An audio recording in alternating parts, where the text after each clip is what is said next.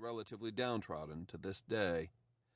The dominant architecture was both the famed working-class triple-decker, so much in evidence in 100 other soot-stained, reinvented ancient New England towns, and a less definable 2.5-story structure, often clad in scalloped gray, pressed board siding, whose sole distinguishable attribute was that it didn't look anything more than a roof over 4 walls of marginal integrity.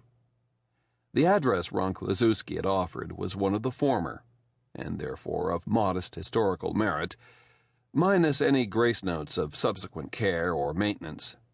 In fact, as Willie swung out of the car he and Sammy shared to get there, he wondered if the electrical and phone lines looping in from the nearby utility pole weren't the only modern amenities added over the prior 75 years, including the paint on the walls. "You ever been here?" he asked his partner. Sam was reaching into the back seat to grab a canvas shoulder bag she favored for crime scene investigations. "Seems like our kind of place, but I don't know for sure." Willie was standing by the car, studying the structure in the slowly growing dawn. It was peeling, sagging, and gaping where stair and balcony railings had vanished over time. His left hand, as always, was stuffed into his pants pocket, the useless tail end of an arm crippled years ago by a rifle round received in the line of duty. His powerful right hand remained empty. No extra equipment for him, not at this early stage. "A hanging, about 8 years ago." Sammy pulled her head out of the car. "What?" "A hanging," he repeated. "That's it, about 8 years ago. That's how I know this dump." She smiled, if just barely. Trust him to remember that, and almost everything else, in fact, except the everyday rules of social conduct. In that way, he reminded her of an idiot savant who could play the concert piano but not read a comic book. The man was a dinosaur, an old-fashioned, old-school cop, a black-and-white man in a colorful world. She loved him for that, among other quirks. She adjusted her bag and motioned across the street. "Shall we?"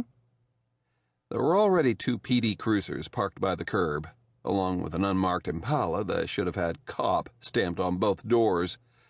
A couple of patrolmen were stringing crime scene tape around the building, and a third was loitering by the entrance at the top of the rickety porch steps, clipboard in hand. A broad smile creased his weather-beaten face as he caught sight of them approaching. "Uh-oh, watch out, it's the cavalry." The 2 of them spoke simultaneously, Sam saying, "Hey, Zippo, how you been?" while Willie responded, "It's the brain trust, asshole, come to save your butt again." Zippo just laughed, knowing them both well.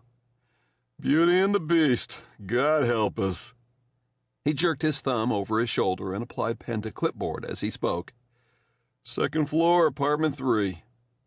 They filed by into the fetid embrace of the dark first-floor lobby, stifling even at this early hour. Summer had kicked in at last, following a winter of more snowfall than the region had seen in years. Typically, it had taken barely a week for everyone to switch from enjoying the warmth to complaining about the heat. New Englanders tend to be hardier in the cold than they are in its absence, making Florida as the terminus for so many of them conceptually rational only because of its universal air conditioning. "Jesus," Willie groaned. As Sam well knew, the man, despite his marginal manners, was a neat freak at heart, and while he spent most of his time working in these environments, his soul quailed at the squalor. At the second-floor landing, they were met by a poster boy for the average American male Caucasian. Sammy walked up to him and gave him a hug. "Ron, it's great to see you. How's the family?" Ron nodded to Willie over her shoulder. "Hi, guys. Everybody's great. How you doing, Willie?" Willie frowned and glanced at the open door of the nearby apartment. "I'm doing. This the place?" Ron broke from Sam and bowed slightly at the waist in mock homage. "It is. We've staged down the hall. There. You can get a Tyvek suit and booties and the rest from Phil. I also called the crime lab. Their ETA..."